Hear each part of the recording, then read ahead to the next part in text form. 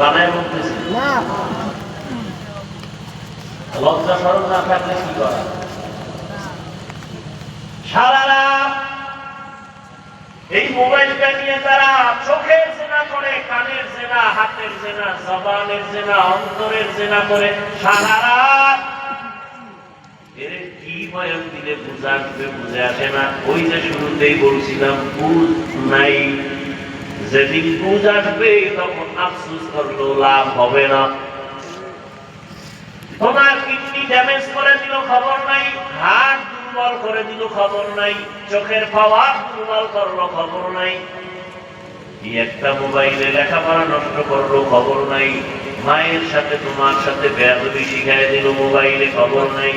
মোবাইলকে ঠিক রাখতে গিয়ে কত সন্তান মায়ের সাথে বেয়াদবি করেছে, মোবাইলকে কেন্দ্র করে কত সন্তান বাবার সাথে বেয়াদবি, এই মোবাইলকে কেন্দ্র করে কত ছাত্র শিক্ষকের সাথে বেয়াদবি, কত সন্তান মুরব্বীর সাথে আলেমের সাথে বেয়াদবি।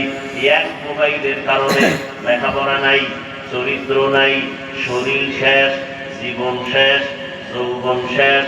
আছে একটা বুদ্ধির মতো দেহ, রুহটা চলে গেলে দেহটাও শেষ। তাহলে এটা কি ইনডাইরেক্ট মরণাস্ত্র। আর ডাইরেক্ট যুবকের মরণাস্ত্রের নাম কি? দাবি দয়া ছাইয়া মায়ের বাবার থেকে আগেই ছাড়াই দিচ্ছে। যারা মোবাইল চালাও 24 ঘন্টা পাগলের মতো, কখন যে হঠাৎ করে স্টপ করে মরে যাবি বলা যায় না। বিদায় নিয়ে আনিস মা বাবার থেকে আগের থেকে, আর যত মনে চা এখন চলে যাবে, কখন চলে যাবি তোর টিকিট নেই। মনের খাহেশ মিটাইয়া কম, আমার কোনো খাহেশ না থাকে, আফসোস না থাকে, যেটা পারলাম না।